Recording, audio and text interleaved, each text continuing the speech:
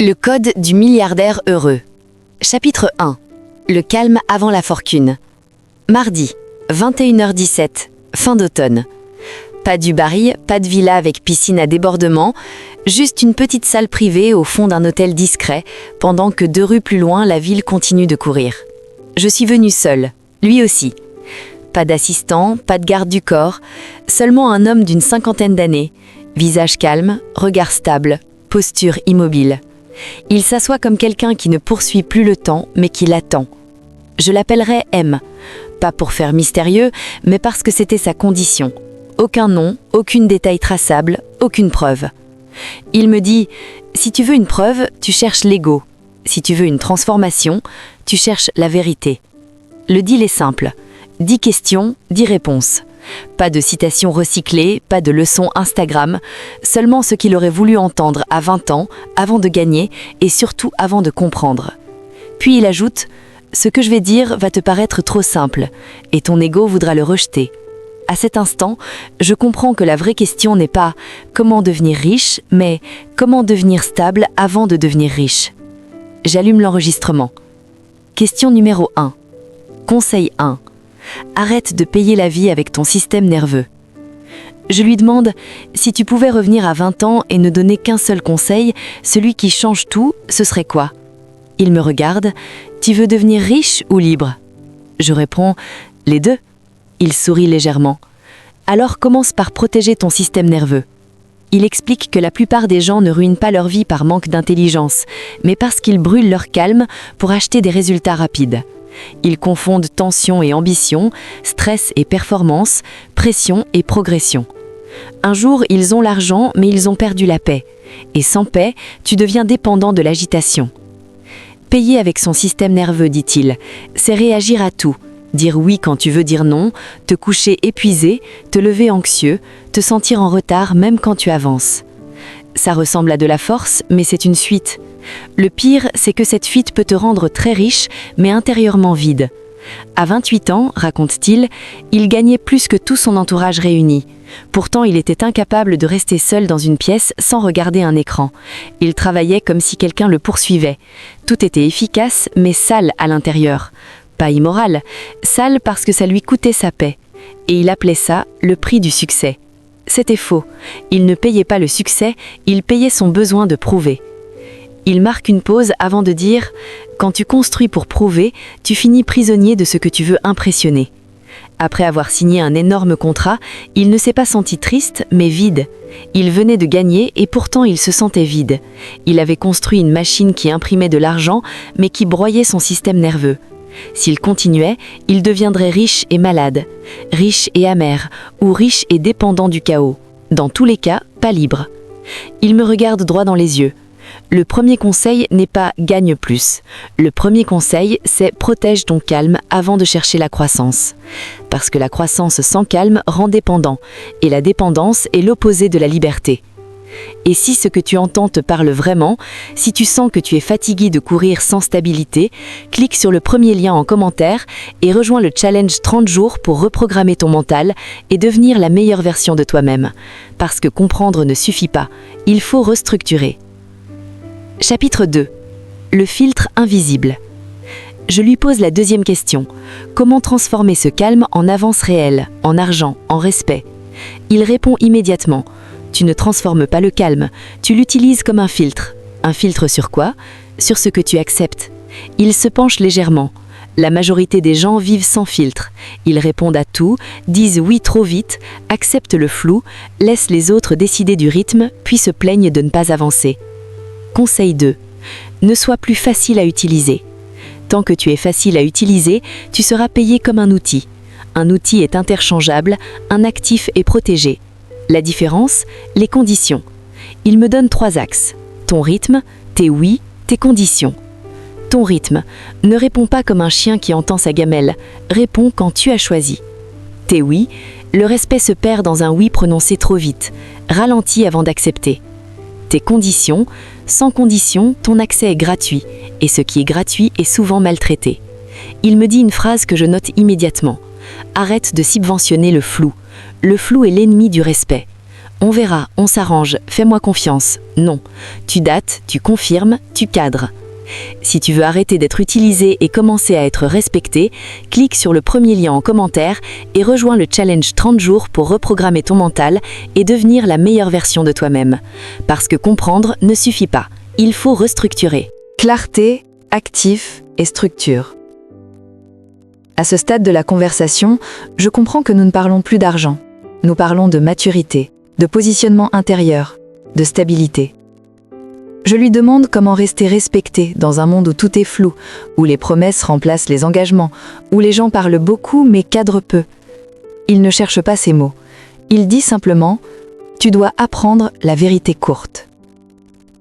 La vérité courte n'est pas une attaque, ce n'est pas une démonstration de puissance, ce n'est pas une tentative de domination.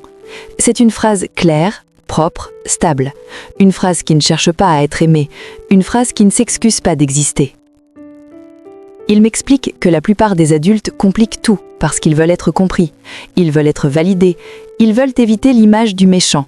Alors ils expliquent trop, ils justifient trop, ils négocient trop, et dans ce trop, ils perdent leur statut. La vérité courte, elle, ne cherche pas l'approbation, elle établit un cadre. Je ne baisse pas mes tarifs, je ne peux pas livrer à cette date, je ne continue pas si tu me parles comme ça. Pas d'émotions inutiles, pas de théâtre, pas d'argumentation interminable, juste une limite claire. Puis il ajoute une phrase qui m'arrête. Une frontière que tu n'appliques pas devient une blague. Si tu annonces une règle et que tu la contournes toi-même, ton cerveau enregistre que tu n'es pas fiable, et le monde finit toujours par refléter ce que tu tolères.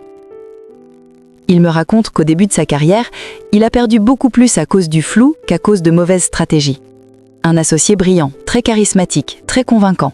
Sur le papier, tout semblait parfait. Mais les responsabilités n'étaient jamais nettes, les délais toujours flexibles, les discussions importantes toujours repoussées. Il sentait le problème, il le voyait, mais il ne disait rien, parce qu'il ne voulait pas créer de tension, parce qu'il ne voulait pas passer pour celui qui complique les choses. 6 mois plus tard, le chaos était installé. Clients confus, équipe désorientée, réputation fragilisée. Tout ça pour ne pas avoir prononcé une phrase simple au bon moment. Il me regarde et dit calmement « La plupart des pertes ne viennent pas d'une mauvaise idée. Elles viennent d'une conversation que tu n'as pas osé avoir. » Je comprends alors que la clarté n'est pas dure, elle est adulte. Je l'emmène sur un autre terrain. Je lui demande ce qui a réellement transformé sa situation financière. Pas une astuce, pas une opportunité, une bascule structurelle. Il me répond que la majorité des ambitieux confondent revenus et richesse. Ils optimisent leur capacité à gagner de l'argent, mais ils ne construisent rien qui survive à leur absence. Être bien payé n'est pas être riche. Être riche, c'est posséder quelque chose qui continue d'exister, de produire, de générer, même quand tu n'es pas là minute par minute. Il me raconte qu'à 26 ans, il gagnait déjà plus que la moyenne de son entourage. Il travaillait beaucoup, facturait cher, les chiffres montaient. Il pensait avoir compris le jeu. Puis, il tombe malade une semaine. Une vraie semaine. Impossible de produire. Et tout s'arrête. Les revenus stoppent. Les messages s'accumulent. La pression monte. C'est à ce moment précis qu'il comprend qu'il n'est pas riche. Il est simplement dépendant de sa présence. Un revenu dépend de toi. Un actif dépend d'une structure. Sans structure, tu es fragile, peu importe ton niveau. C'est là qu'il impose une règle qui change sa trajectoire. Chaque semaine, une partie de son énergie doit aller à quelque chose qui reste, même si ce n'est pas excitant, même si ça ne rapporte pas immédiatement. Il commence par structurer son savoir. Ce qu'il vendait en heures, il le transforme en processus. Ce qu'il expliquait oralement, il le formalise. Ce qu'il faisait intuitivement, il le clarifie. Petit à petit, il passe du travail ponctuel à l'offre claire, de l'offre claire au produit, du produit au système. Il insiste sur une vérité que peu acceptent. Tu n'es pas payé pour être bon, tu es payé pour être rare. Et la rareté vient de la précision, de la preuve, de la constance. Sans preuve visible, tu dépends de ton discours, et le discours fatigue. La preuve, elle, parle sans toi. Je réalise alors que la richesse durable ne vient pas de l'intensité, elle vient de la structure. L'intensité peut créer un pic, la structure crée une base. Et sans base, tout succès est instable. Parfait. On continue. Même profondeur, même intensité, même logique. Règles, discipline, et énergie. Je lui dis quelque chose que beaucoup pensent sans l'avouer. Beaucoup de gens connaissent les principes. Ils savent qu'il faut être clair, construire des actifs, éviter le flou, et pourtant, ils s'auto-sabotent. Pourquoi? Il ne sourit pas, il répond directement. Parce qu'ils essaient de se contrôler avec de la volonté au lieu de se protéger avec des règles. Il m'explique que la volonté est émotionnelle. Elle dépend du sommeil, de l'humeur, du stress, de l'environnement. Un jour tu es motivé, le lendemain tu es fragile. Si ton succès dépend de ton état émotionnel, il sera instable. Les règles, elles, ne négocient pas avec ton humeur. Elles te protègent quand tu es faible. Il me partage les siennes. Première règle, jamais de décision importante en état fragile. Fragile, ça veut dire fatigué, frustré, humilié, excité, affamé, en manque. Dans ces états, tu ne prends pas une décision stratégique, tu cherches un soulagement, et le soulagement coûte cher. Deuxième règle, zéro accord flou. Un deal flou, une relation floue, un partenariat flou. Tu passes ensuite des mois à réparer ce que tu aurais pu éviter en 10 minutes de clarté. Troisième règle, le matin est sacré. Il m'explique que si tu donnes ton matin au monde, tu passes ta journée à réagir au monde. Si tu gardes ton matin pour construire, tu diriges ta trajectoire. La première heure décide souvent la qualité des 10 suivantes. Quatrième règle, jamais d'énergie sale. Il parle des gens qui manipulent, qui changent de version, qui jouent au brouillard, même si ça rapporte de l'argent à court terme. Il dit que ce qu'ils apportent en chiffres, ils le reprennent en paix. Cinquième règle, ne pas confondre désir et direction. Le désir est impulsif, il veut maintenant, il veut impressionner, il veut combler un vide. La direction est stable, elle construit sur le long terme. Le désir excite, la direction structure. Il me dit quelque chose de simple mais puissant. Les enfants suivent leurs émotions, les adultes suivent leurs règles. Je décide d'aller encore plus loin. Et l'énergie dans tout ça? Beaucoup de gens ont une bonne stratégie, mais ils s'effondrent physiquement, ils perdent leur constance. Il devient plus sérieux. Ton corps est ton premier portefeuille. Il m'explique que la plupart des ambitieux gèrent leur énergie comme s'ils avaient un découvert illimité. Ils dorment peu, mangent mal, compensent avec caféine, puis redescendent avec distraction ou excès. Il appelle ça une dette physique. Tu peux emprunter de l'énergie à ton futur, mais ton futur viendra réclamer avec intérêt. Il me décrit une période où tout montait dans sa vie. Contrat, visibilité, croissance. Il dormait mal, mangeait vite, bougeait peu. Il pensait que son rythme était un avantage compétitif. Puis, un jour, en pleine réunion, son esprit décroche. Pas une petite fatigue, un vrai trou. Il est présent physiquement, mais absent mentalement. Il voit dans les yeux des autres quelque chose qu'il n'oubliera jamais. Ils ont senti sa fragilité. Il me dit que la richesse peut te donner un statut, mais ton énergie décide si tu peux le porter. Sans énergie stable, tu négocies mal, tu acceptes le flou, tu dis oui trop vite, tu repousses les conversations difficiles, tu confonds désir et direction. Tout ce qu'on a construit avant devient instable. Il simplifie. 3 piliers. Le sommeil comme rendez-vous, pas comme conséquence. Pas « je dormirai si j'ai le temps ». Non.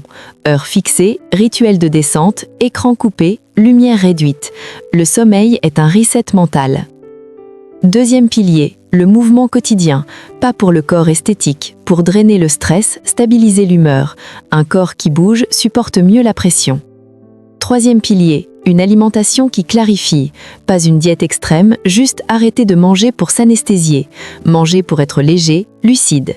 Il me dit quelque chose de brutal. Beaucoup de gens ne manquent pas de discipline, ils manquent d'énergie propre. Et sans énergie propre, tout le reste devient fragile. Clique sur le premier lien en commentaire et rejoins le challenge 30 jours pour reprogrammer ton mental et devenir la meilleure version de toi-même. Il reprend, plus calme. Quand ton corps est stable, ton esprit est stable. Quand ton esprit est stable, ton argent arrête de partir en chaos. Je réalise que tout est lié. Clarté, actif, règles, énergie. Ce ne sont pas des conseils séparés, c'est une architecture.